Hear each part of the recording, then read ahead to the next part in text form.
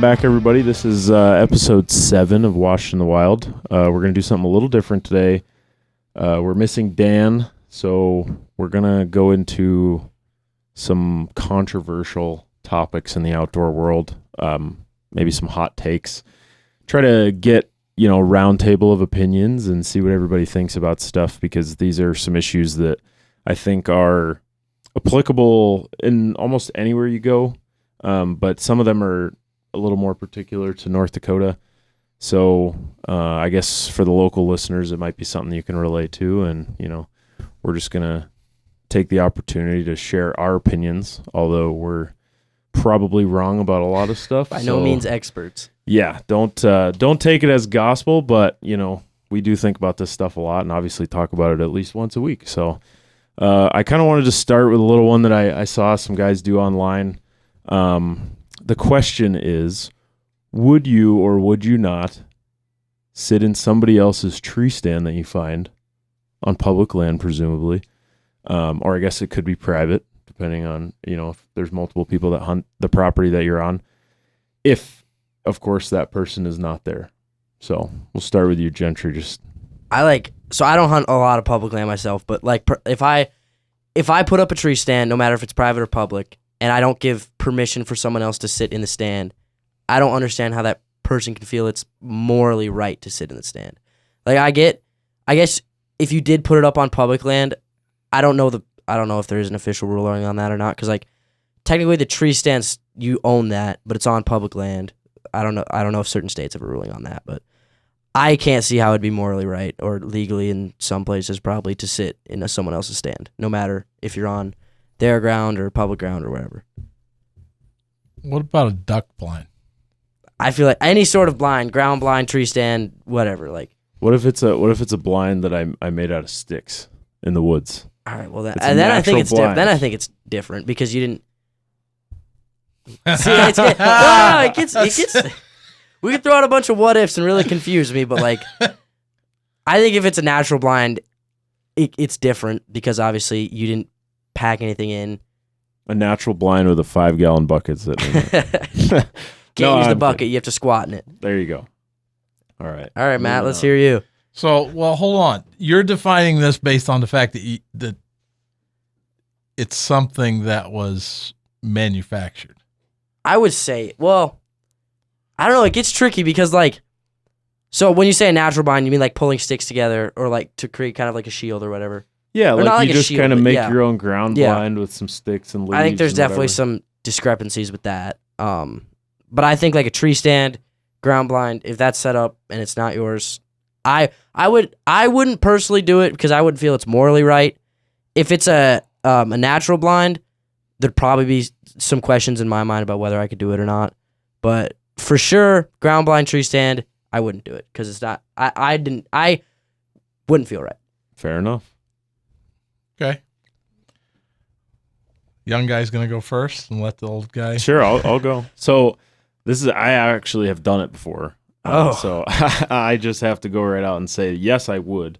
But I would say maybe not I wouldn't be quite as particular as you, Gentry. But there are definitely some standards or check boxes that would have to be met for me.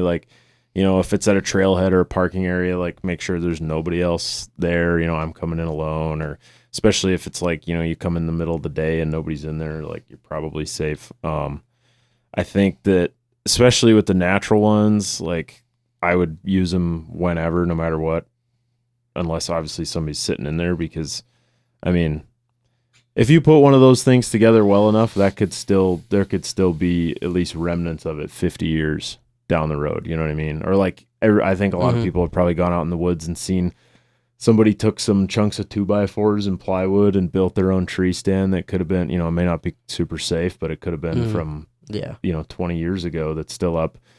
So I don't know. I guess it just has to feel right for me. I have to be pretty confident that nobody else is going to come in and use it. I've only done it on a few occasions, but one of the spots is somewhere that I had hunted for quite a while, and knowing the tree stand was there, and I had never seen anybody using it. I'd never seen any signs of anybody using it before I ever actually started using it. So that was one where I was pretty confident. I don't think anybody's gonna I don't think anybody's going to be upset with me. And to this day, the tree stand's still there, and it still looks like nobody's used it. So I know that tree stand, and that one is the straps were actually grown into the tree. Yeah, we added straps. There were to it, limbs where you couldn't sit in the tree, and there are again actually now. Mm-hmm. So in that situation, I would sit in the stand. In the natural, somebody threw up some brush and stuff, piled it around a tree, maybe cut some stuff in the waterfowl hunting situation and piled it up. I'm not going to be terribly concerned about that. If that stand is obviously being used, I wouldn't get in it. Right. That stand, if there's, and it doesn't take much to read the sign around the tree to know that it's being used. I wouldn't even hesitate. I wouldn't get in that tree. I wouldn't get in that pop-up blind or whatever. And so, that's just, I've given you a hard time because you're defining it on the fact that somebody purchased it. I guess. Right? Yeah. And to me, that's not really the definitive thing there, right? Mm-hmm. It's kind of like whether it's been used or not. But I do agree with you, though. If it's natural, hop in. Natural meaning, yeah, you piled some stuff up. And, Ryer's comment about a blind being around for years and years and years, that one in Utah last year where the moose was getting ready to, he was unhappy with your presence because of his cow. Mm-hmm. That was a duck blind. Yeah, I thought think it was Johnson save my life that night. Yeah, it probably that was it was the only thing between me and that. I don't know if I've actually told that story, but probably save it for another day. But yeah, out in the wide open, and that was all that was between us. So I think you're gonna get opinions all over the place, and I think you're gonna get difference of opinion, public versus private. Well, yeah, and I mean, if you're in a private situation, I think that it's way easier to make that decision because that's just a situation where you could call up the landowner and be like, "Hey, does anybody else hunt here that I don't know about, or like, do you know if anybody else is coming tonight or this morning or whatever?" Because and then you can kind of figure it out. Like we did that in New Hampshire that one day. I think I talked about it before.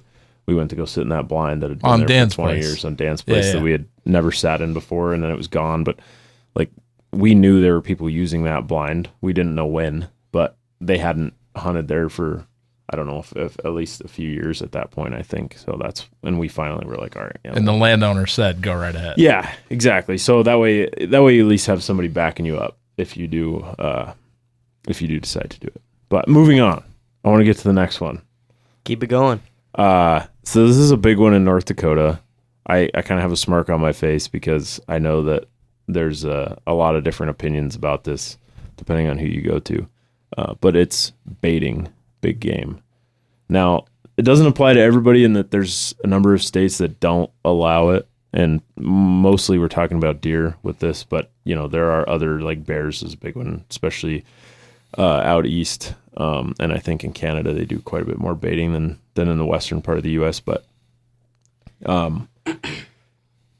it's the biggest discussion that I've been aware of is, especially in North Dakota, is how it can impact the spreading of disease. But I would say the biggest overall conflict that I've seen, like online and talking to other people, is whether or not baiting falls within the boundaries of fair chase. And so I think both of those things are worth examining. My personal take is private land, like, as long as it's ethical, I think you should be able to do what you want to do. I mean, obviously that's still within the bounds of the season and the weapons you use and all those kinds of things. But in terms of baiting specifically, I think that personally, I mean, I don't bait, but if you have land and you want to bait deer, and you're in a state where it's illegal, that stinks. I believe you should have the right to do that on your own land. Because is it completely illegal in North Dakota to bait? Or no, you can bait on private land. Okay, that's what I thought. Yep, you can bait on private land. I think that was kind of... And it's every species, right? Or is it? I guess I don't know. I know the baiting on private land is geared towards deer hunting. I don't know if the language, because they just actually put a bill through the state legislature this past session that like kind of ratified that like into century code, like where it's legal to bait. I think before it was like it was legal because it wasn't illegal essentially. Oh, so it was one of those gray area. Right. So there was a whole bunch of discussion about it in the legislature and everything, and there's a lot of people on both sides. But anyway, I think you should be able to do it on private land if you so choose. Otherwise, it just depends on the state, whether or not it's, allowed on public land. I know that it probably makes a pretty big difference, at least in some places, in terms of the harvest rate, which could be a good or a bad thing. Like if you're trying to scale down the amount of animals being taken, then maybe baiting's not so great. But if you're trying to scale that up because you need more control of that population, then maybe baiting is better. I don't personally have a problem with it. I don't do it. I have hunted over bait that other people have put out on their property, and they've said, hey, come on and hunt with me. I don't have a problem with that. But a lot of people don't like it. So I want to hear what you guys think. I'll go first. The line, honestly, the line for me has always been, I feel it's okay for predators. I've never hunted over bait for deer or anything else like that. I've hunted over bait for coyotes. I wouldn't even necessarily say it's like bait, but it'll be like if I shot a couple pheasants and I leave the carcasses out, the next morning I'll go out there. or like I shoot a deer. Convenience bait. Yeah, or like I shoot a deer and 2 weeks later I come out and hunt over the carcass or whatever. Like it's not like I don't. That's the only baiting I do. But no, I've never hunted over bait for I've never hunted over corn or anything for deer. I feel personally I don't think it should be legal on public land. I just think there's too many, I guess, not disputes, but problems that could arise from that just because, if someone puts a stand out and they come and 3 other guys are hunting over that or whatever. Kind of the same thing with the stand thing. I've always done it for coyotes. I don't know about bears. I've never hunted bears, so I'm not going to say anything on that, but I've always done it for coyotes. I wouldn't say I feel it's ethically wrong to do it for deer. I just personally don't do it. I think it's boring. I can't stand hunt either. I can't sit for 6 hours and just wait for a deer to walk out. But that's just me personally. But yeah, I think it's okay for predators. I don't personally do it for deer or anything else. All right, 2 things before I get started because there's a lot to unpack here. Oh yeah. Number 1, do not bait migratory species, waterfowl, doves, right, etc. Yeah. Don't care if it's on private or not. Don't do it. You do not want to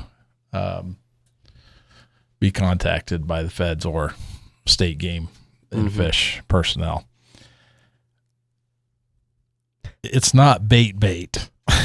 I'm not saying it's bait. It was placed so I can go get I got leftover corn. I can throw it out and hunt over it. Yeah. Because it's not bait. It was just extra. Took the corner a little hot with the combine. The hopper was pretty full, Don't take that to court. It's probably not going to work. I'm just messing with you about the whole, because it's fun. Anyway. Yeah. All right. So I don't know where to start. I should have wrote some of this stuff down. Me personally, unless it's bears, have no desire to hunt over bait. It's not me. So I'm not, it's like I'm not going to drive around, lean over the hood of a pickup and shoot at deer because I don't think that's hunting. So when it comes to bears, there's a reason that I have no issue whatsoever. And it is because bears are, if you've hunted them, extremely hard to judge. And so a lot of sows, a lot of cubs get killed when it's just an opportunistic hunting situation, like maybe in Pennsylvania, where baiting's not allowed. I don't think you can run with hounds there. And so there's a lot of small bears killed. When a bear comes into bait, there's usually a barrel or something. That's one of those things is to use to measure the bear. You get a good look at the bear. And unless you just have an extremely high bear population, typically in my lifetime, you didn't want to shoot sows or little cubs. I wouldn't want to do that anyway, but you have the opportunity to evaluate the animal. And so it's actually one of the best ways to responsibly manage a bear population. Either is to evaluate that bear sitting in a tree with hounds under it, or coming to bait where you can actually evaluate, is this a boar, is it a sow? Cubs come in. I have taken guys hunting over bait many times in my life in New Hampshire, and I have had 30-pound cubs walk in that first timers or they haven't been out much, they want to kill that animal. They think it's huge, and it walks under a fern, gets to the bait barrel, climbs in, and disappears. So, there are variations here. The other thing is baiting. My brother, Ryer's uncle, is in a wheelchair due to a logging accident. And so he doesn't have the mobility that the rest of us have. And so he hunts over bait a lot. And so he can keep hunting. And so I have zero issue with that. When we talk about, the reasons why, let me pull this up because I don't want to get this wrong. North American Model of Conservation, developed by Theodore Roosevelt, George Grinnell, Aldo Leopold. That was in response to market hunting, significant declines in species. We talked about that already on a prior show. And when you look at the 7 principles of the North American model, just real quickly, wildlife's a public trust. In other words, everyone owns it. It's a public benefit. Eliminated market hunting for wildlife, so no commercial trade.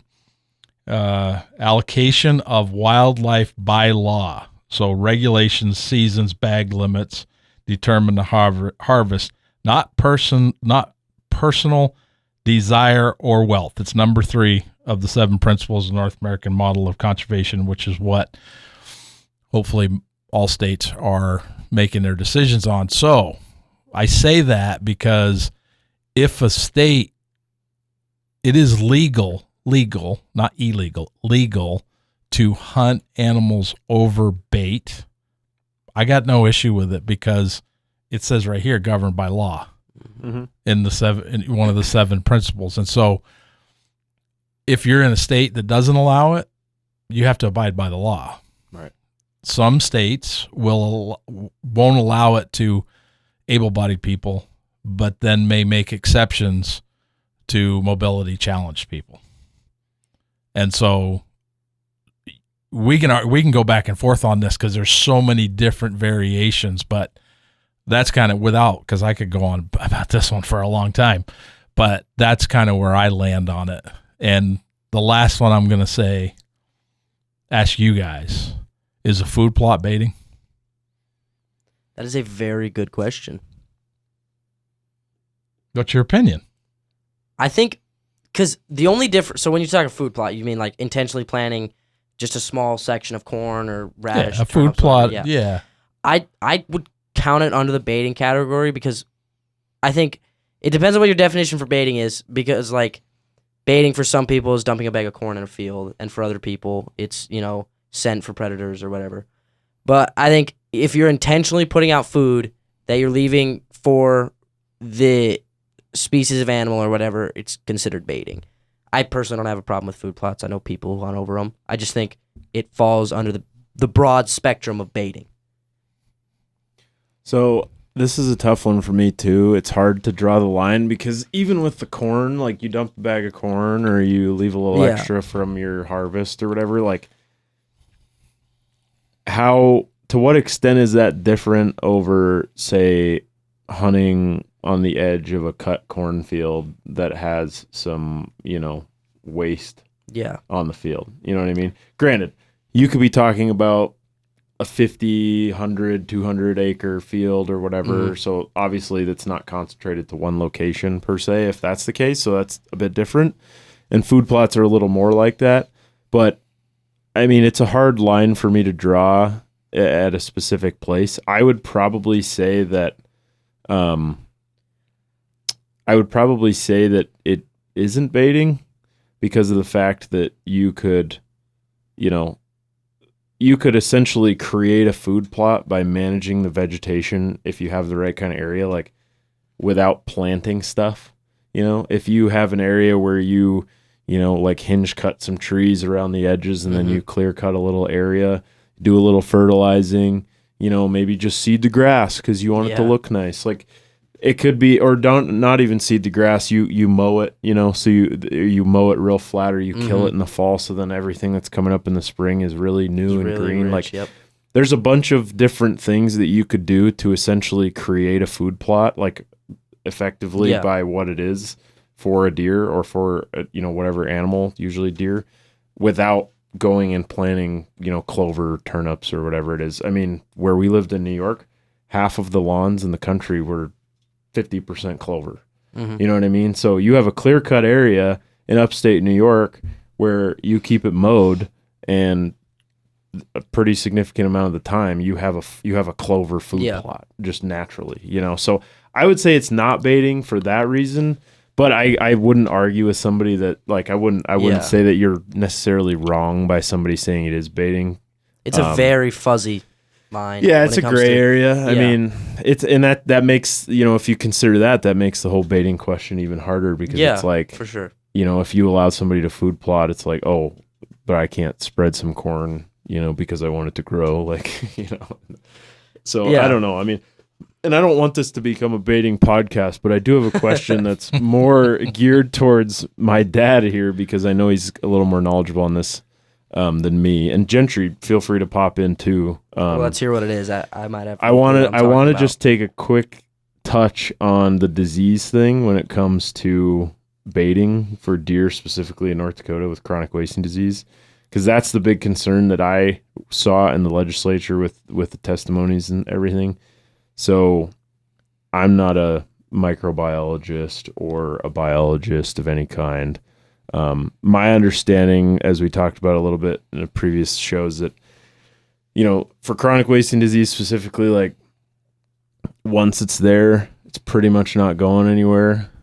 Do you want to explain how it spreads for everyone? Well, I'm probably not the best person for this, but there's a prion, which is like a type of like pseudo-bacteria thing, if that's what you could call it, that is transferred a lot of the times through like saliva to the plants and the ground and the soil, and then those things survive in that soil jump in and correct me, but those things survive in the soil, and then when another animal comes through and interacts with that soil or the plants or whatever, they can then pick up that prion, and then that can affect them with the disease. That would be my summary from what I understand. Yeah, I mean, you pretty much nailed it. If we want to get into the science of it, we would need to get a professional in here because I'm not a professional, but you basically have it right. And so your original question is, and you're just picking one disease, right? I mean, there are other diseases out there. Not right. You kind of took deer, chronic wasting disease. Well, if we congregate animals of any kind, deer or whatever, into a small area, the likelihood of the transmission increases. Yeah. Right? It's kind of like epizootic hemorrhagic disease, EHD. The hunters that are listening, they know what it is. It's carried by a midge, typically in droughty situations, although it can be happen in wet situations. It's just technically not as common or widespread. We got hit by it about 4 years ago, but that's because the animals are congregated around water. Where that midge is viable and prevalent, it's biting the deer die pretty quickly. And so anytime you congregate animals into a confined space, the likelihood of disease transmission is going to increase. It's not rocket science. Go into a,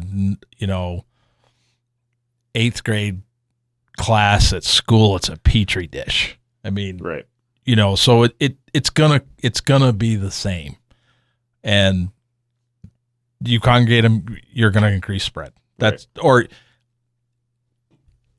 increase transmission to those animals that are congregating in that area. Right. But then there's the other side of that. When you talk about chronic wasting diseases, If you want to remove animals, then, you're congregating them.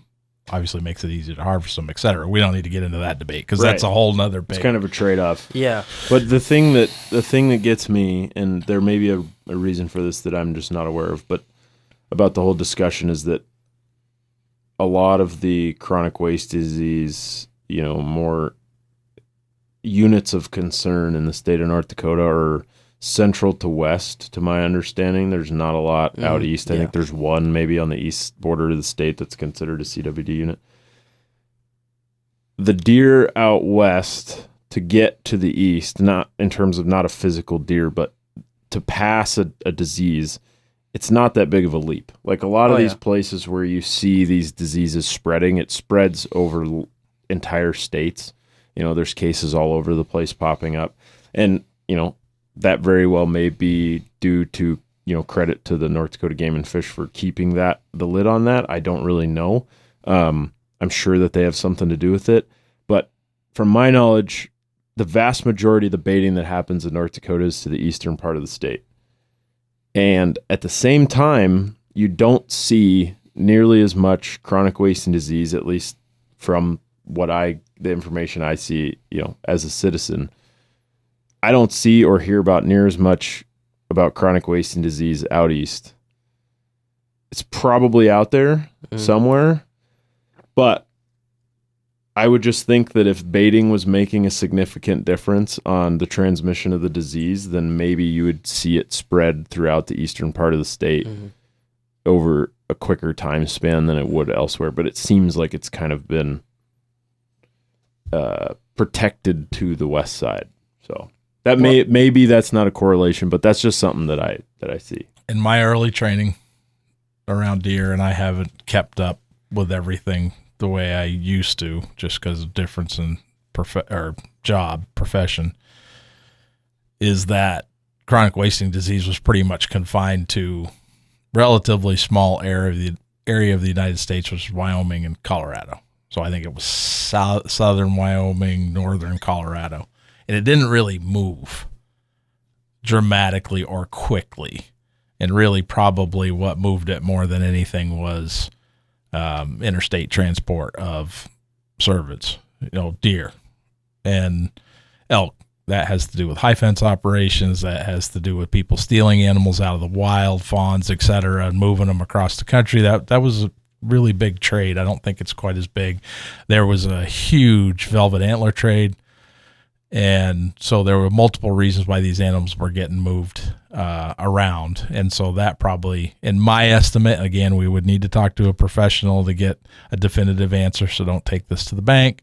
But that probably had more to do with the transmission. It doesn't seem to be a disease that geographically will spread quickly, because it's in the soil. It's not something that seems to spread quickly. It's going to grow from the epicenter, right? Gradually. But why did it stay there in the West for so long?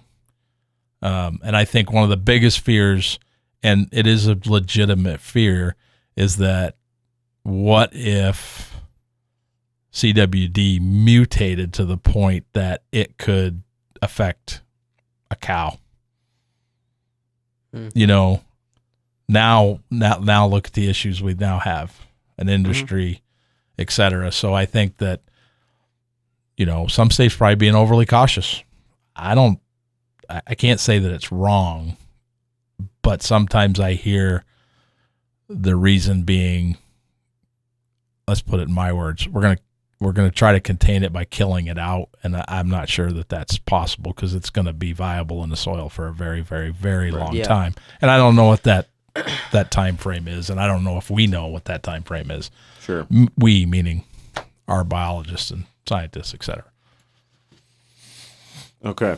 All right. Well, that's a good answer. Yeah. I'll throw out two that I think we all would probably have the same ideas on. High fence hunting. Is it ethical?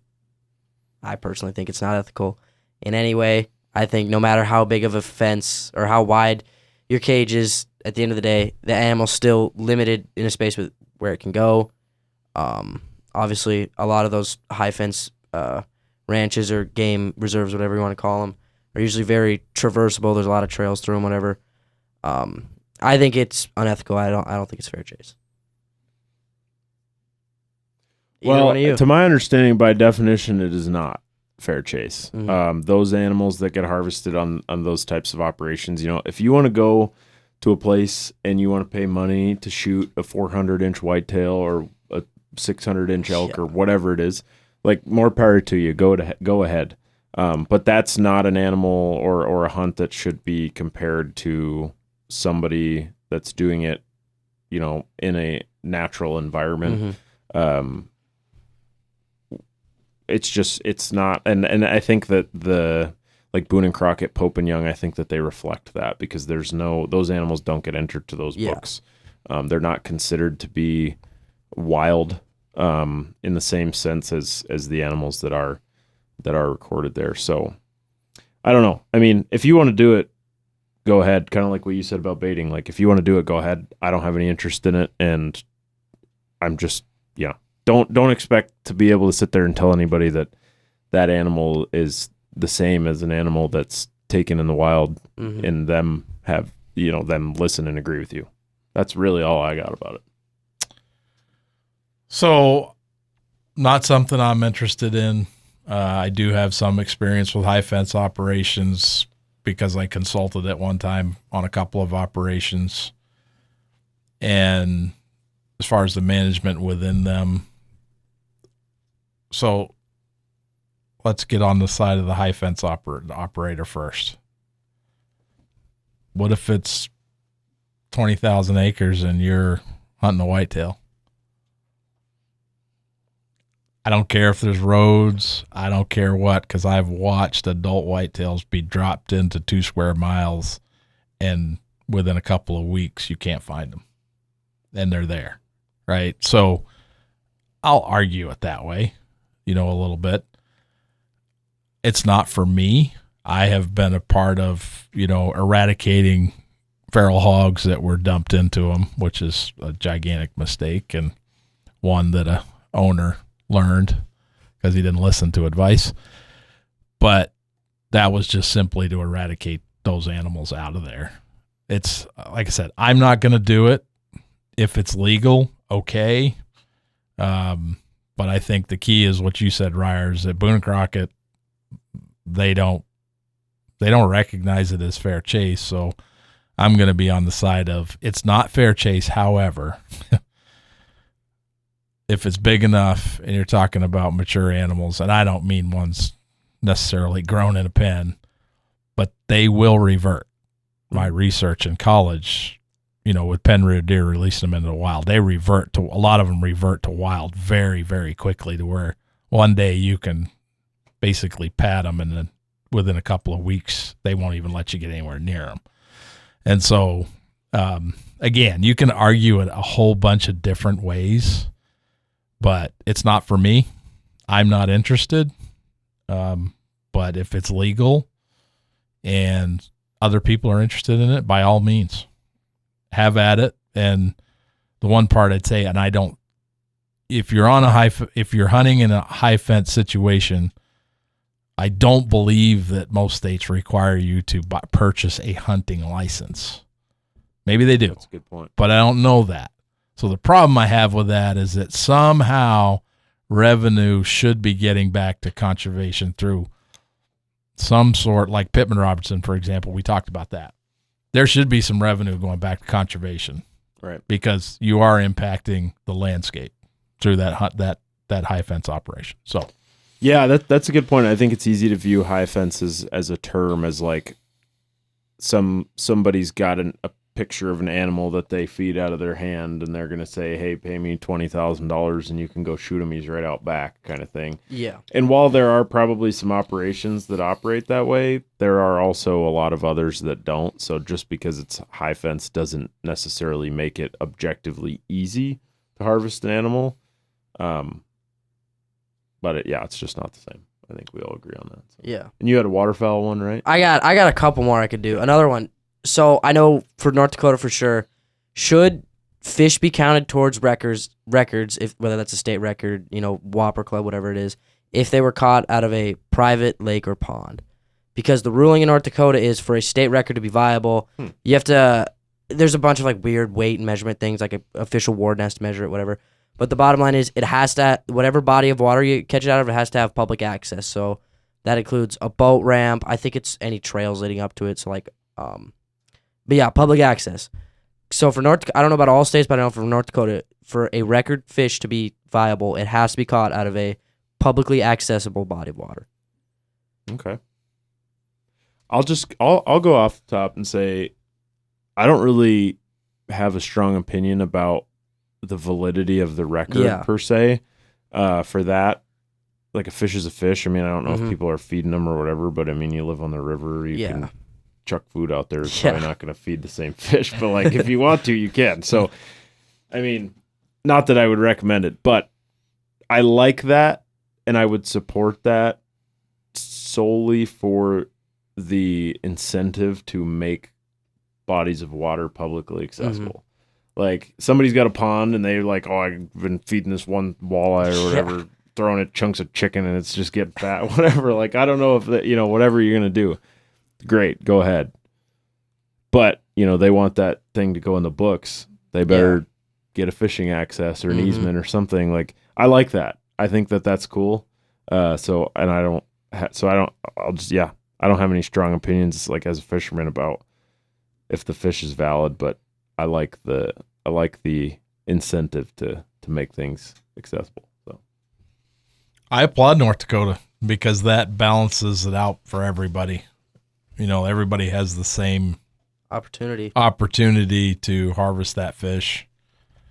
And other states that we've lived in, it didn't have to come out of a public body of water. So I'm kind of like with you. It'd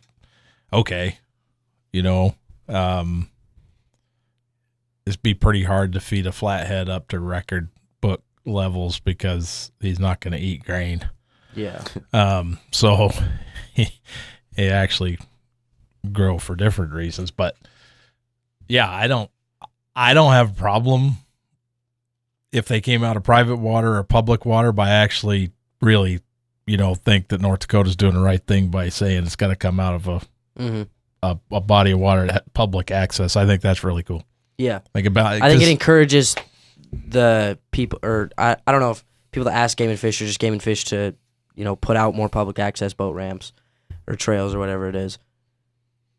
Yeah, because the cool thing about that is somebody's very first time ever fishing, they could end up landing the state record. Oh, yeah. Yep. Right? Because some young kid on a little Barbie rod or Spider-Man rod. Like, you never know. Oh, yeah. That's cool. You never know. That's very cool. Yeah. That's like the purity of fishing, I would say, is that there's definitely skill involved, but I would also say there's a little bit more chance than maybe like hunting in terms of the fact that like it doesn't matter what lure you throw on, what time of day, what time of year. Like there's obviously certain things that'll help you catch bigger fish, but like anybody could catch the biggest fish that's ever been caught for the state or the world, country, whatever. Yeah. Of any species, with any lure and any rod, it doesn't matter. You know what I mean? And even you don't even need a fishing license if you do it on the free fishing weekend. Yeah. You know what I mean? So I wonder if that would count. If someone catches a fish that's a state record on their free fishing day, would that count towards a state record? Wouldn't it? I don't know. The state has said you can fish. Oh, I think it would. Have a permit. I think it would count. I think it would count. Anyways, another one. We'll keep on fishing. Is snagging fish ethical? Because I don't know if you guys. I think it was like 3 or 4 years ago, but I think it was out of the Heart River. Someone pulled what would have been the state record walleye, and I think he admitted to it was that he actually snagged it just under the gills. Yeah, it was foul hooked. Yep. Yeah. I didn't know if he snagged it, but I heard that it was foul hooked. I don't know if he intentionally snagged it or not, but I know it was not an actual catch by definition. So is snagging fish ethical? If you're intentionally trying, like obviously everyone snagged a fish once and by accident, whatever. At least I have. I did once. Yeah. Ice fishing. I've done it a multitude of times. I'm not usually trying, but I guess if you're intentionally snagging, I don't feel like if you're just, ripping a treble hook with a weight off the bottom, I don't think it's fishing at that point. What if it's a paddle foot? paddlefish. That I was just gonna bring that up because that's obviously the way you fish for them. Filter feeders. Yeah, I think that's definitely. I think if the Game and Fish says it's the way you're supposed to catch them, I would think it's ethical. But like for game fish, obviously carp, I don't really care what you do to carp. But like walleye, pike, crappie, whatever, like I don't think it's ethical to purposely try and snag for them. I don't think I've lived in a state where it's allowed. I don't. Other think than either. for paddlefish. Yeah. Mm-hmm. Yeah, I never even really paid any attention to it before hearing about the paddlefish season here. It's a short season, if I'm not mistaken, right? Like it's not long. I think it's like. I have no idea. I don't know. I would say though. Am I completely wrong? Like No, it just popped into my head. I'm sorry. What about spear and pike? I think that's ethical. What? Wait a minute. Because Why? you're still baiting the animal. You still actively have a lure or a I don't know what it's called, but you're still a decoy. you're attracting the fish. Because with snagging, you could be in 20 feet of water and it's muddy and you have no clue. So if the you fish think is it'd be down all there. right to shoot him? No, I'm not saying that. You're not. Why not? Because you're not doing anything to lure. But I'm using the lure. Oh, you're saying if you're in a spearing tent. No. I could be standing on the bank, open water, and with a lure, enticing whatever big pike up, and then I shoot a gun it. into it is a very different matter. What about dynamite fishing? Yeah. Well, that's. I'm just. I know. No. Yeah, let me just stick a toaster Do in the water. not. Just if you listen to anything that we ever say, do not shoot into the water. Just Or don't dynamite. ever shoot into the water. Tannerite, dynamite, any of those things. Don't do that. Don't do that because these are all hypotheticals. It's extremely dangerous. Mm-hmm. So, but you get to this point of almost everything that we've talked about, and there are a million more. You can argue them. Mm-hmm. Right, and that's basically been my intention for this episode was just to hear what you guys had to say and try to pick it apart. I think everyone we've talked about, you could realistically make an argument for. It's very rarely black and white. And I think that's a theme for most of the outdoors. Pretty much, everything. Like that's easy to, get into this headspace, like especially politically about. It's one way or the other, It's only what you can only do one thing or the other. You're either right or you're wrong. There are certain things that are that way. Don't get me wrong. A lot of those things are that way because of a law that says that they are, But that doesn't. Just because there's a law doesn't mean that it's like exceptionally clear. It can still be confusing. There's still gray area. But yeah, I don't know. My thing with snagging is, I would say it's lame. Yeah. Because other than filter feeders, because of the fact that I've never done it. I imagine doing it, and it sounds like a terrible time. Like it does not sound fun. Like I just imagine sitting on a boat or like on the river and just like sure, if you hook into a paddlefish, that's great. But oh yeah, I don't know how many are out there. I've never done it. I know a couple guys that have caught paddlefish, but like, I just feel like you'd go out there for weeks. Like every day, and you could just be ripping that thing, and just nothing ever happens. That doesn't sound fun. I feel like it would be like your chance of catching a fish is better by putting a worm on a hook. I mean, I don't know, but remember the time of the year that they're snagging. I don't know. I don't know if like paddlefish are more likely to be. I know it's not. I know it's like something. I've accidentally hooked 3 paddlefish at the tail race. I want to say I have never done it. My estimation is going to have something to do with spawning. I would assume. I don't know if them being congregated into a certain area. And that would make look it up. Sense, look it up because I don't know. But you guys both have mentioned filter feeder. Why don't you explain what that means? And why would you snag for? No, I'm not out of it. All right, so filter feeders. Is it microscopic? I don't know the official word. Sometimes they eat small things. I mean, they eat small things that are smaller than minnows or worms or whatever. It's like microscopic plankton, right? That's the plankton, bacteria, something like that. They essentially eat plankton, and you can't put plankton on a hook, and you can't make a plankton lure because it's so small. So what North Dakota does, and I assume most other states that have paddlefish, is there's a snagging season for them. because you can't get it. Because you can't. Yeah, they don't bite anything. Yeah, They just open their big. If you find a picture, like paddlefish specifically, they have these huge mouths, and it's kind of like if you go in a river with like a Walmart sack, and you just like you drop it in and open it, and the whole sack blows up and gets really big. That's kind of what they look like a little bit underwater. They open their mouths, and it's just like this giant drum that all the water goes through, and they have these little like hairs inside their cilia, maybe it's called. I know that's what they call the stuff in your ears. I think I don't know. Maybe know. It's the same. I'm It would reaching make back sense a if long ways. It would make sense if it's the same. It very well could be. But it catches those little microorganisms, and hopefully none of my somehow metabolize. But my professors are listening because they'd probably shoot me because I've forgotten some of the stuff. I would say there's a good chance none of your professors are listening to this.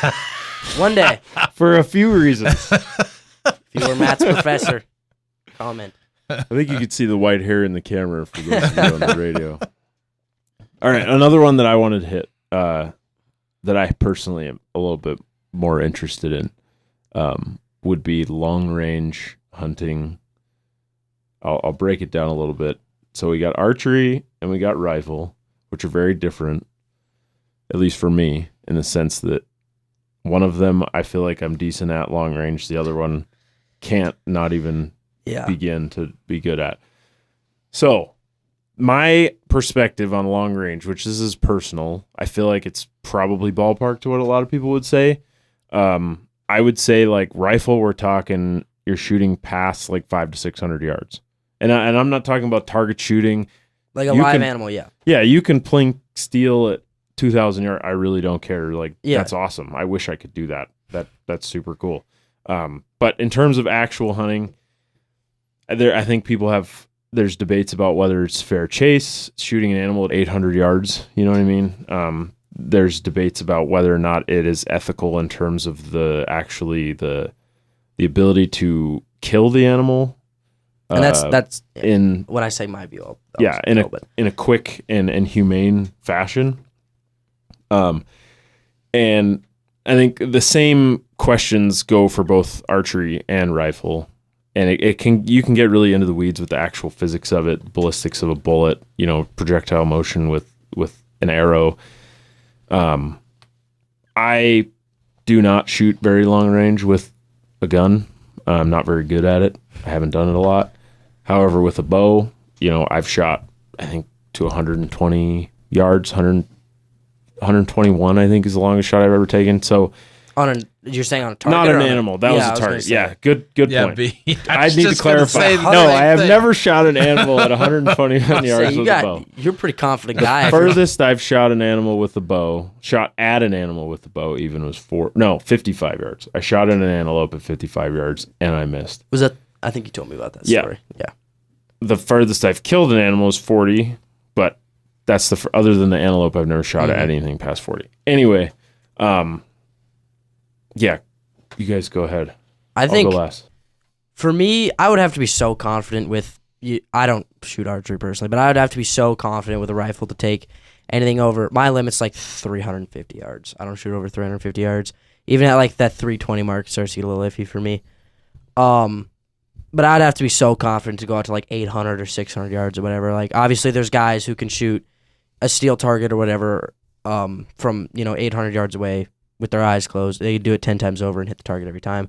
But just like for me to have faith that the wind's not going to throw that bullet off, by an inch or two makes all the difference on a deer. That bullet's going to have enough velocity, when it makes impact, that's actually going to penetrate however deep it needs to. There's just too many factors for me to shoot long range, no matter how good my scope or my caliber, whatever it is.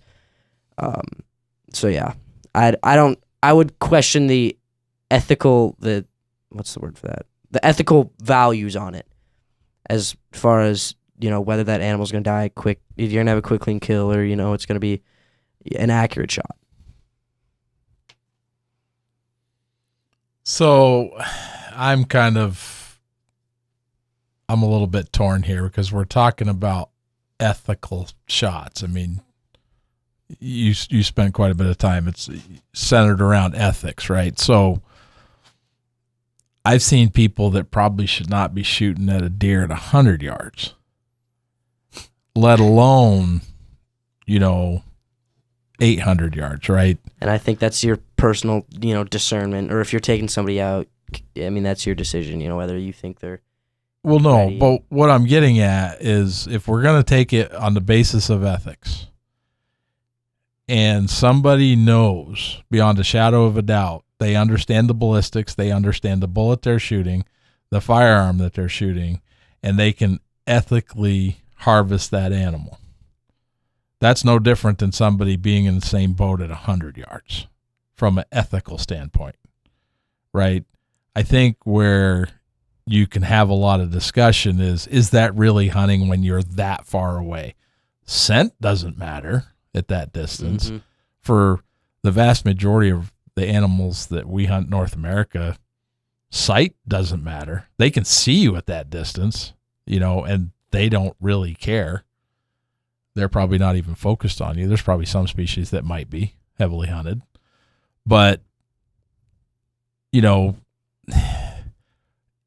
ethical as far as harvest, killing the animal, quick, clean kill. I don't know if you can put a distance on it.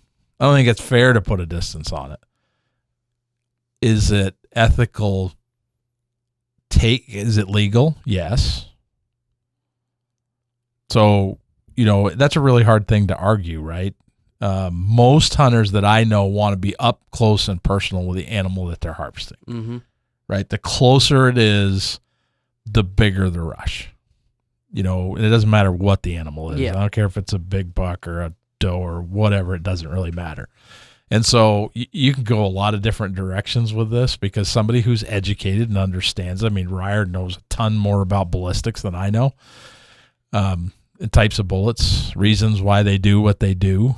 And so, there's just, you can argue this a bunch of different ways, like everything else that we've talked about, right? You can take it down to, okay, Pennsylvania, for example, has a muzzleloader season, but you must use a flintlock. As far as I know, unless something's changed, you have to actually use a flintlock. Yeah, I think they have specifically, they might have a regular muzzleloader season, but they have specifically like a traditional firearm season where you have to, I don't think it has to be a flintlock, but it has to be like what's considered a traditional firearm, some kind of cap and ball type, flintlock type. Has to be a flintlock, not a cap and ball. So so just for everybody out there, flintlock, Daniel Boone, Davy Crockett. It is actually powder in a pan, right? I thought there was a couple different weapons that were considered traditional. Well, yeah. Oh, yes. No, you're right. A cap and ball could be considered, and which is this going to be confusing for people that don't know what we're talking about. But let's just say very difficult. It's the difference between a recurve bow, in other words, no pulleys, no let off. It's pure instinctive shooting. There's no sights, there's no pins, no nothing. It's purely instinctive versus a crossbow. That's another one we want to Which is, basically kind of sort of a bow and a gun at the same time. Yeah. So, again, you get arguments between archery hunters. Well, let's talk about deer. Archery hunters, muzzleloader hunters, and let's say modern firearms. And so you get arguments between all of those groups because essentially the more primitive the weapon, whether it's a bow or a gun, the closer you have to be. Mm-hmm. Right? Technology has changed that dramatically. Like what we have the capability to shoot today, let's just say in a muzzleloader, inline is what it be called now, instead of a percussion cap. Think of a little bit like a cap gun,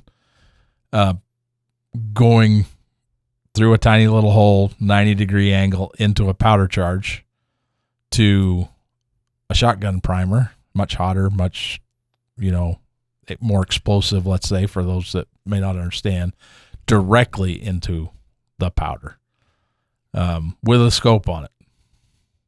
And so there's all kinds of variations across the country because what is it? Colorado, you can't have more than one power scope or something like that on a muzzleloader. You can't have a magnified scope on a muzzleloader. I don't know about Colorado. There's a bunch of states that have magnification restrictions or don't allow any whatsoever. Like I think Minnesota is a 0 power muzzleloader state. Yeah. The point of all of what I just said is if we're going to talk about it purely on ethics from the standpoint of harvesting the animal, it's really about the person that's behind the weapon. Because, I know people, I have hunted with people that could harvest a deer with a recurve bow, so a stick and string, as we would say, at 40 yards. I know people that probably 40 yards would be their limit with a compound bow. I agree with you on that. I'm going to expand upon it, though, because I think there's a little more to the story for me. And that is kind of like what you said, how technology makes a difference. The caveat to what you said that I see is that you can have somebody who is the best shot in the country with their weapon, but if that weapon is not suited to what they're trying to do, it does not matter how good of a shot they are. It doesn't make it ethical. And the way that I would quantify that, and as do most people that do long range shooting hunting that I am aware of, is that there's basically there's an amount of energy that's generally measured in foot pounds, like kinetic energy or work, that a bullet has at a given distance based on its exit velocity from the muzzle and its weight. Among other things, elevation can make a difference, wind can make a difference. But just, controlled environment will say, if you have there, and I should, to expand upon that, every animal, every species has a general kind of like number. Like, for example, 45 pounds, 40 pounds, 35 pound draw weight for a bow. A lot of states have somewhere in that range. You're required to draw that much weight with your bow in order to hunt, because that weight, which it can change with draw length, the longer your draw length, the more velocity you're getting, blah, blah, blah. But that weight, for the most part, is putting enough energy into that arrow so that you can ethically harvest an animal with a good shot. If you're shooting a gun at 800 yards and based on the bullet and the velocity and all those factors that doesn't have the energy to knock down whatever animal you're hunting at that distance, it's not an ethical shot. Right. Even if you can hit them, you can hit a quarter at 1,000 yards, but if you're shooting a 6.5 Creedmoor at an elk at 1,000 yards, now that's another big debate, the 6.5 Creedmoor thing. I won't go into that. Yeah. But if you're shooting an elk at 1,000 yards with a smaller caliber rifle, even if you can hit them right where you want them, that doesn't necessarily make it an ethical shot. That could be a bullet that's meant to hold together, but if it runs out of energy, runs out of speed, the bullet could blow up. Blah, blah, blah. There's a whole bunch of different things that go into it. But you have to be good at shooting at the distance to the point where you need to be 100% confident that you have the ability to harvest the animal to put the bullet where you want. Not only that, you need to have 100% confidence that the bullet physically has the capability to hit the animal with enough energy at that distance. And the same goes for arrows. Like, there's a whole lot of stuff that goes into arrows, and there's a lot more human error that can be introduced, but you have to be able to be 100% confident that you can put that arrow within, a vital range, a vital area on the animal. And you have to know that arrow has the potential, the velocity, the energy, all the things that go into that calculation to get into penetrate enough into the animal. So that's why if you get into archery, you'll see a lot of guys talking about FOC, front of center, on their arrows, the percentage front of center that the actual center of gravity of the arrow is. Because the further you're, in general, the kind of rule is the more front weight you have, the more, hit, the more energy on impact that arrow will hit with, which generally translates to better penetration. Is that to say you can't go buy a box of Remington Coralocks with a 308 and shoot a deer at 500 yards? No. Like, that's going to work fine. You know, most of what most people do fall within the bounds of those mathematical limits. That's why the things are made that way. Can you go buy a box of, you know, Shields or Cabela's arrows that are fletched up and throw a 100 grain field tip on them and shoot them with a 50-pound bow and kill a deer at 35 yards? Yes, absolutely. Or broadhead, I should say. I was going to say, don't do that with a field tip. Broadhead. You guys know what I mean. For the people at home. My point is, those things are manufactured so that what most people are doing will be ethical, will be effective, assuming the shot placement is good. But when you start getting into long range, which is what we're talking about, that's when you start crossing over the limits of those things that are manufactured. And you have to know where your limits are. You have to know that the bullet you're shooting has enough power, the arrow you're shooting, you have enough draw weight, length, whatever, in order to ethically kill the animal. Now, beyond ethics, fair chase, I think that you're kind of walking the line on fair chase when you're out at like 800, 1,000 yards, if you have an opportunity to get closer to the animal. If it's last light and you are confident at that range and you know that your gun can do it, and you shoot a deer at 800 yards because you didn't have time to get any closer, but you knew that you could see what you needed to see, good on you. Good shot. That's my opinion. But if it's 1 PM, the animal's bedded, and there's a whole bunch of humps between you that you can sneak up on the animal, and they're probably not going to go anywhere, and you're at 800 yards, and, you know, you have every opportunity to get closer to that animal, I think, in my opinion, I'm not saying that's not fair chase, but I'm saying that you're walking the line at that point because you're intentionally taking a less ethical shot. I don't care how good of a shot you are. The closer is always better. You always have a higher percentage to harvest an animal the closer you are. So that's one of my personal rules is whenever, which it kind of messed with me this year, but whenever you can, you always try to get closer. And I think there's certain types of hunting, or I guess I should say certain species that demand those longer shot. I mean, I'm not saying you can't get a close shot, like for instance, a Dall sheep or a bighorn or a mountain goat. Now, I'm not saying you couldn't get within 200 yards of those. Mm-hmm. But I would say I've never done it. I don't know anybody who's done it, but I would guess on average your shots are like looking more at those 300-400 yard marks just because of the terrain. Oh yeah, absolutely. Yeah, absolutely. There's definitely something to be said for the type of place you're hunting. Mm-hmm. It's not always easy to get close to stuff. I mean, a lot of like antelope hunting. Yeah, they have extremely good eyes that they're extremely sensitive to, and a lot of times you're hunting very flat, open country. There are some guys that take some long shots at antelope.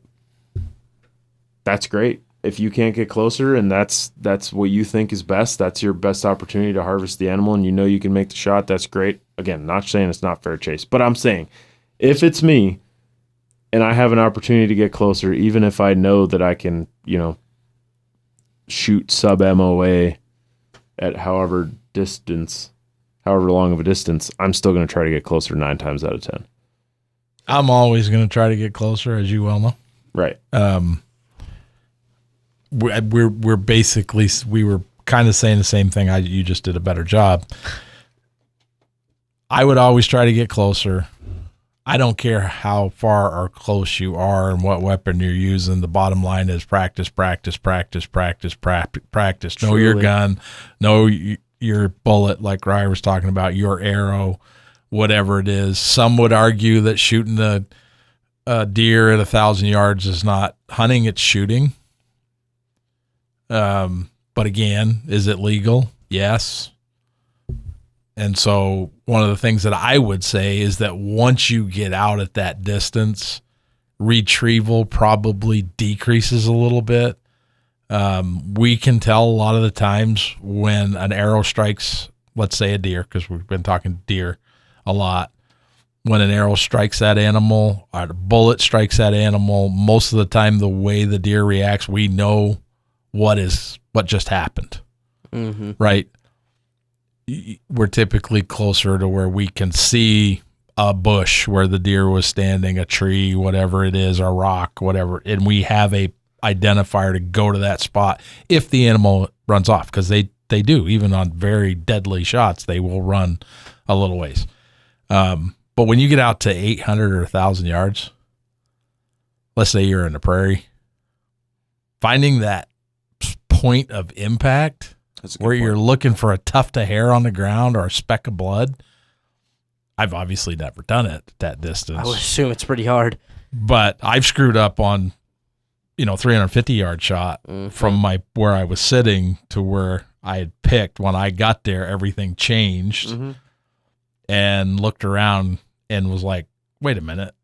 I know I hit that deer. I know I hit it well.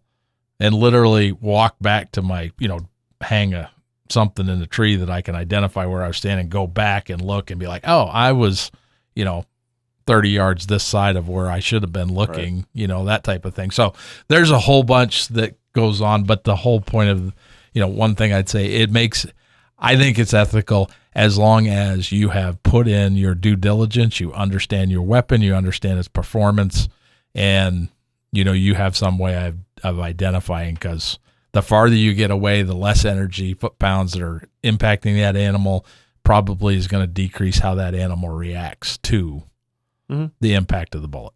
So, yeah, absolutely. I think, and the same thing goes for archery, all the stuff. I mean, we mostly focused on rifle ballistics.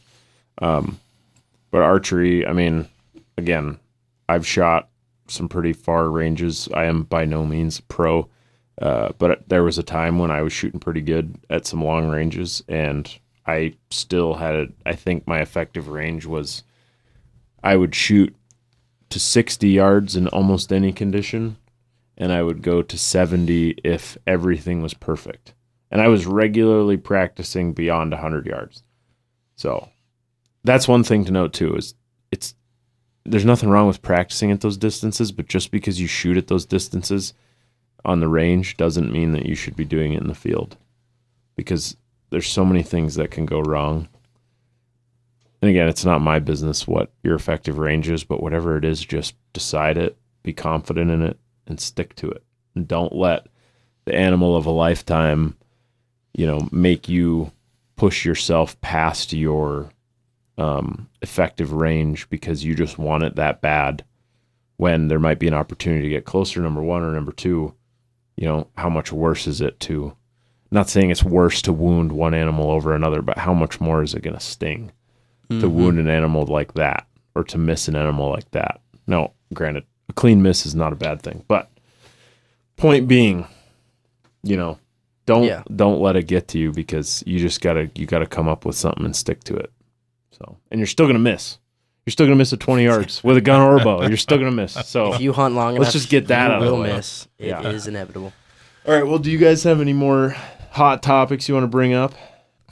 So essentially, this is a hot topic for the past, I think, 2 weeks. So essentially, this Louisiana senator, I don't remember his name off the top of my head, came out and said that he wanted a federal investigation or inquiry or whatever into the impacts of flooding cornfields on the migration of ducks, because the population of mallards that migrate down to Louisiana since like 1990 or something has gone down like 85% for them.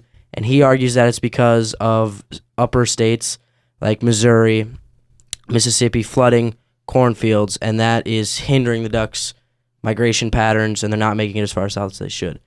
I don't think it should be banned because it's hindering their migration. I think that relies on a lot of the other factors. I think if you're going to ban it for anything, it goes back to the baiting issue, and obviously, because flooded rice is how you harvest rice, and obviously that is needed to harvest the crop, and that's really good for duck hunting. But people argue that since corn, obviously you don't harvest it that way, you're not going to be harvesting it if you flood it. People argue that it's baiting, it's not ethical because it is baiting, a bunch of these other things. I don't think it affects the duck's migration. I think if you were going to ban it for anything, it would be baiting. Does it fall under that baiting category? I personally, it's interesting because I think it would, just because obviously if you're defining the baiting, if you're defining baiting as an overarching definition, it's setting crop or whatever food aside for the target species. And I think if you're flooding cornfields, you're doing that for ducks or geese or whatever. Do I think it should be banned because it's that effective? I don't know. I've personally never done it. I haven't heard that it's any better than hunting over, a loaf pond or whatever.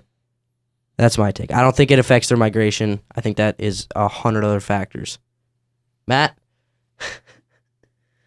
Get it going. All right, so just to be clear, Get it going. what they're talking about is not a picked cornfield, or a part of it might be picked, but they're flooding standing corn. They're flooding standing crop, yes. So that the water level comes up basically somewhere approximately around the ear where a duck or a goose or something like that can actually reach it. Yep. Specifically mallards, because mallards are like the king of ducks. They're the duck in North And it's not, I shouldn't say king of ducks because I think the king of duck is a canvasback, but especially if you go Dude.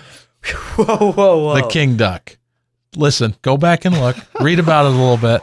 And I could be wrong. Anyway, mallard's probably the most sought after duck Yep. I would in agree the with United States. I would agree with that. Okay. So what you're talking about is short stopping, term called short stopping. Mm-hmm. Short stopping would be waterfowl migrating south, don't migrate all the way to potentially where they've always, in the past, traditionally historically migrated to. But I ask you a question. Yeah. Why did ducks leave North Dakota in the fall? To migrate further south. Why? More food opportunities. It's warmer. You're getting close. I don't know the exact reason. you're looking When for. do ducks leave North Dakota?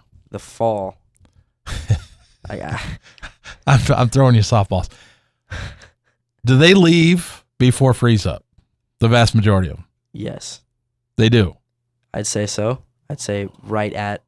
Mallards leave We're North talking Dakota. Oh, mallards. Before- Mallards, I would say they leave at or after the freeze. There you go. Okay. They didn't leave because there's no food. Now, we're not talking about blue wings, Yeah. Obviously, teal are different. fair weather ducks, right? Yeah. Because they're going to scoot. They're out of Yeah. here at the first sign. Yep. We'll look at doves. Yeah. First cold front, a lot of times, Frost. vast majority. Yeah, they're gone, right? They're Southerners.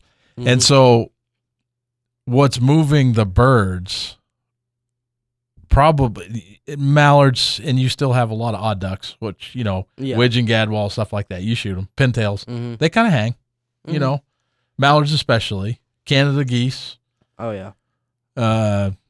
snow geese, etc. They hang until the vast majority of the water associated with these food sources Freezes over. freezes over. Mm-hmm.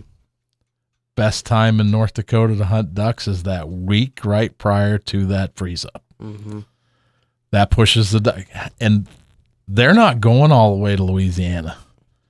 Yeah. They're just going far enough They're so going that there's to- yeah. open water and food. And look, we're talking about the Great Plains and the Midwest. There's food everywhere Yeah, they're because staying of ahead of the frost agricultural practices, right?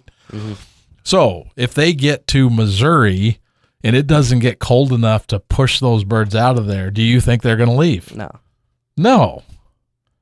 That's what I'm saying. I don't think the corn is affecting them, their migration. I think it's 100 other things. Obviously, what you just said is a main one. The vast majority of these situations are the uneducated reasons for something to happen with wildlife, especially like, we don't have as many pheasants as we used to have is because of predators. No, it's not. There's compounding factors that affect this. But it is warmer now. Yeah. Right? By the same token, if a mallard hen is fat, has tons of fat reserves, when she gets back here to the prairie potholes, is she more or less likely to produce a brood? More likely. More likely, Yep. right? So if climatic conditions are dictating whether the birds migrate south or don't migrate south, is it going to matter if that corn is flooded or not? No. Probably not.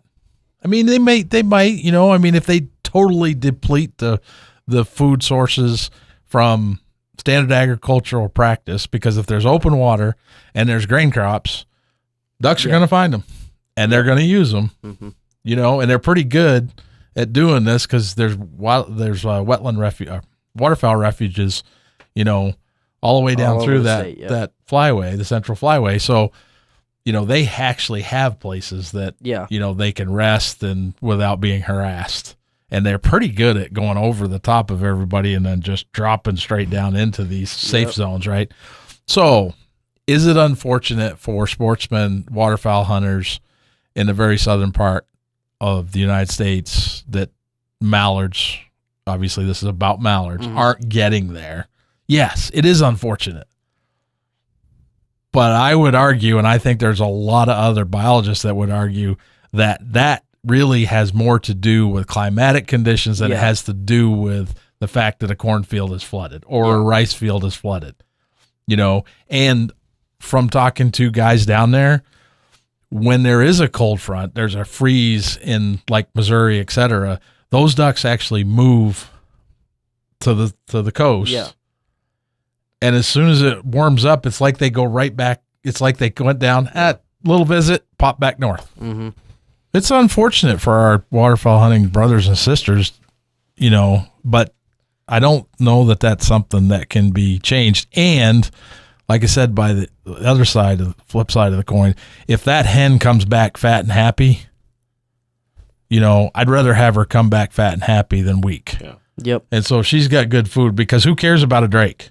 The only time we care about a drake is that 60-day period of time. Mm-hmm. Right. We don't need to care about drakes after that, because who is really important? The hens. The hen. And obviously they do pair, and I'm not saying you can't have we don't need drakes, right? But my point of view is we care about a gobbler, we care about a buck, we care about a drake mallard, and so on during their hunting season. Mm-hmm. And the rest of the time, the most important sex of those species is mama. Mm-hmm. Because she is the one that's going to reproduce, right? Mm-hmm. And produce our brood. So there are compounding factors, and I'll argue that to my death. I agree with you completely. I think the claim that the cornfields are the sole reason or a main reason that they're not migrating south is baloney. I think if it was going to be banned for anything, it's the baiting issue, which, once again, it depends on your definition of baiting and 100 other factors. But yeah. So, and I mean, it gets back to it. It's a food plot. Yeah. That flooded cornfield is a food plot. That flooded rice field is a food plot. And it depends on your state's, obviously. It wasn't stance. artificially scattered, if you will. Nobody backed up with a truck and dumped rice in the rice field. So, it's just a method of harvest. I don't really have a lot to say on it, 'cause I feel like it was pretty I am well not a covered by waterfowl Matt. guy. I mean, I love hunting ducks, but I just don't know that much about him. He's been in the industry, and you die hard, so I just like to take it in. I was on my phone a little bit, but I was kind of just thinking about something I wanted to look up about what you guys were talking about. If we were talking about deer, he wouldn't have been on his phone. No, I probably would have had more to say. But anyway, I kind of want to loop this around as we try to do to work in a little bit of a faith perspective into all this, which I had a little bit of a challenge thinking of coming into this week. But I think one thing that a lot of these topics will do, whether online, especially online, but also in person with some people, is sow a lot of disagreement and sometimes anger. People, maybe losing friendships, or avoiding them altogether because they don't agree with somebody on baiting. Like, there's more important things in life. But anyway, I think that faith is similar to that, and there's a lot of things that we can learn from hunting about faith and from faith about hunting.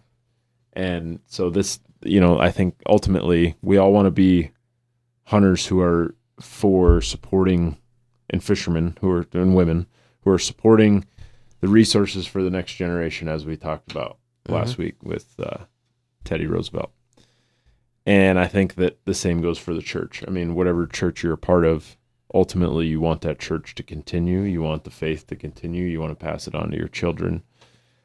And I think that's one of the biggest responsibilities that people to have the vocation of a parenthood or a mentor of some kind, is to pass that faith on and hope that it's accepted. But there's a lot of judgment that goes around in this community, the hunting, fishing, and the Christian community, which I think to an extent that's important, because a lot of people take the scripture in the Bible as to say, this is what one of the things I was looking at here, just so I get the verse right. It's in Matthew 7, I think it's verse 1, judge not that you be not judged. That's the number one verse I think that people pull from to say we shouldn't judge anyone.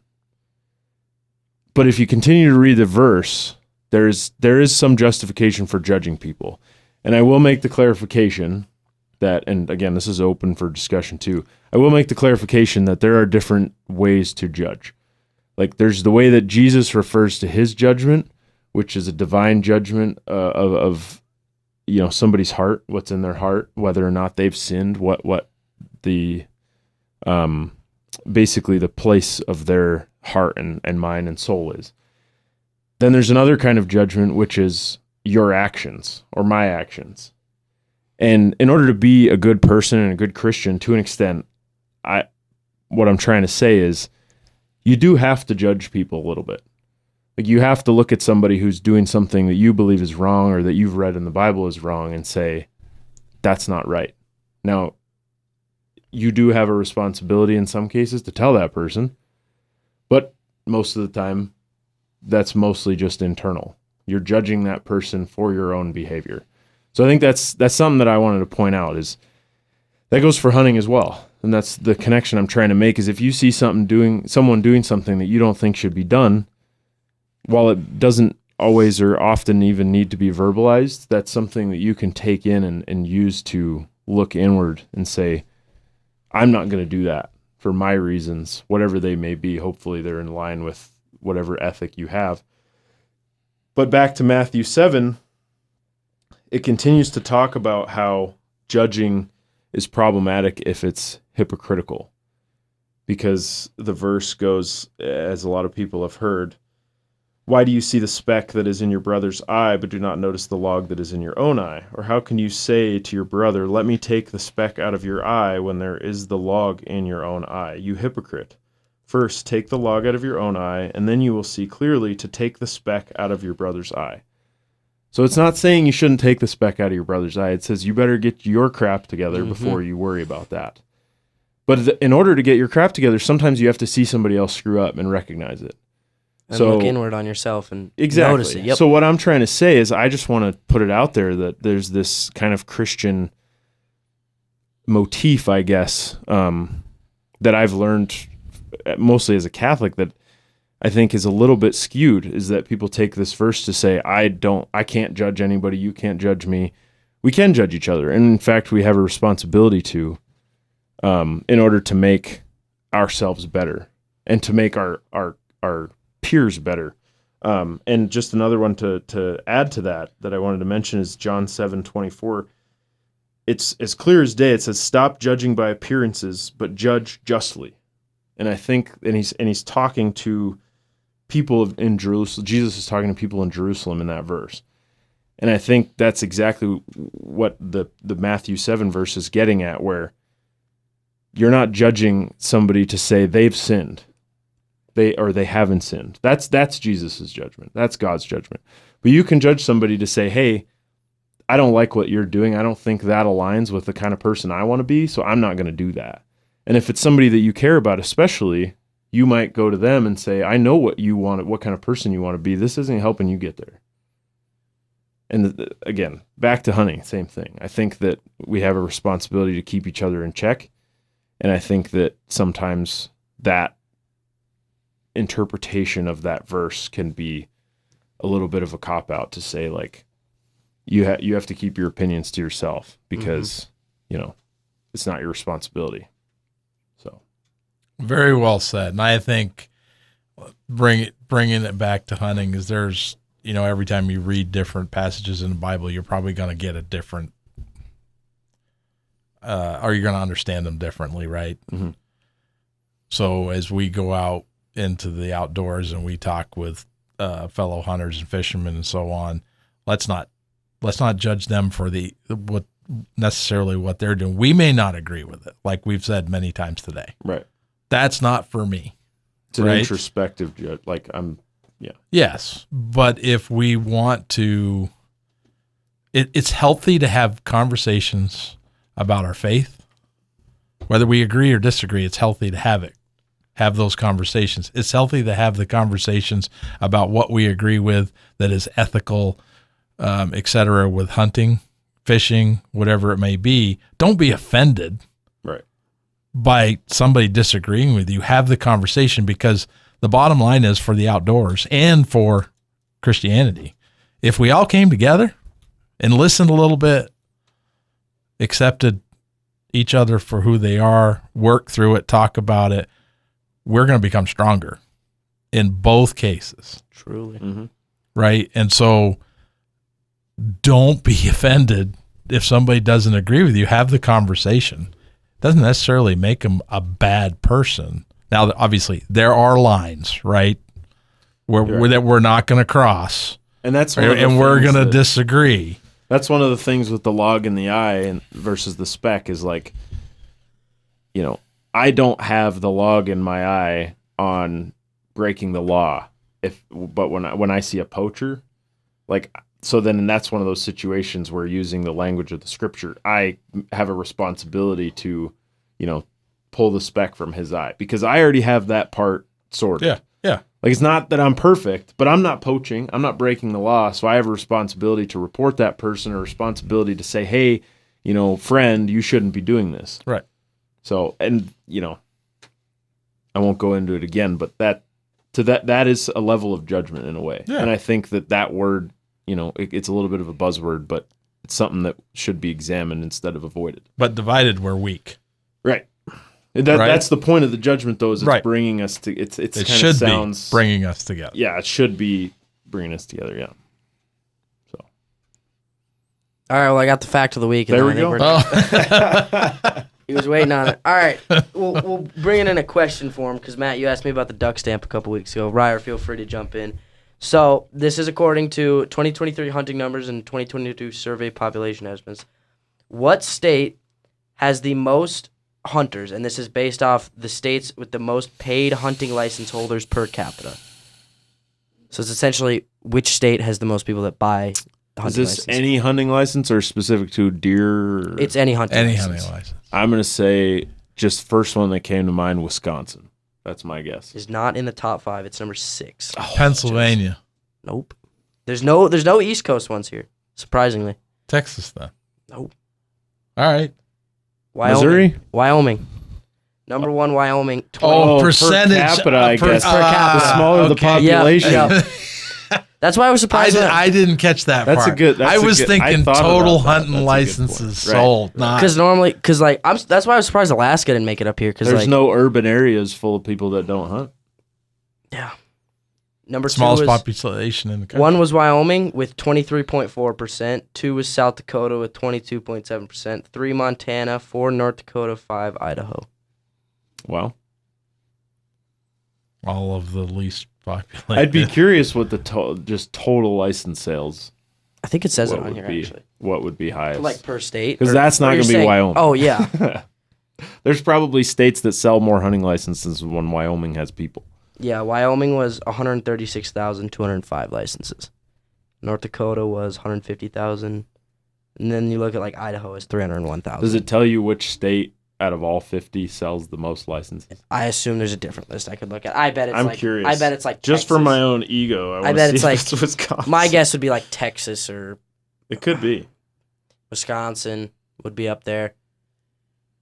The per capita thing is the thing that gets you. That's a really good point. And honestly, I'm kind of surprised it's only in the 20-something% in Wyoming. I would have thought it was even higher than that. Oh, I typed in the wrong thing because I know that is not correct. Oh, yeah. Texas consistently sells the most paid hunting licenses. This is an AI answer, so don't quote me on it. Followed by Pennsylvania and Tennessee. Tennessee. I was going to say I would put Alabama up there, too. Wisconsin looks like it's number 4. So we were all in the ballpark. Yeah. It's usually something that you're like, what? Texas makes sense. Right. Tennessee surprised me there a little bit. But I'm always Wyoming, that's in South Dakota, that's a good point. But the thing about honestly, the fact that South Dakota beats North Dakota with a higher population, we got to get our numbers up. the thing that surprised me the most about that list was Alaska didn't make it, because I don't know how big Alaska's population is compared to the other lower 48, but I can't imagine it's much bigger than, Wyoming or Montana or any of those.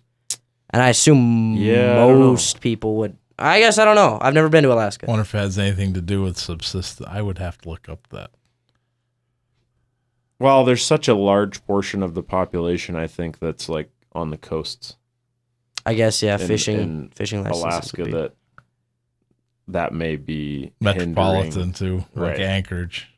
Right, like Anchorage and, not Fairbanks. Fairbanks isn't coastal, but like there's a few populated areas where most of the population is, and I feel like there could just be a lot of people in those areas that maybe don't hunt. Oil. We'd have to Oil's get big those up there. stats to have an educated. All right. Wrap it up. Well, week 7. So I believe we'll have Dan back next week.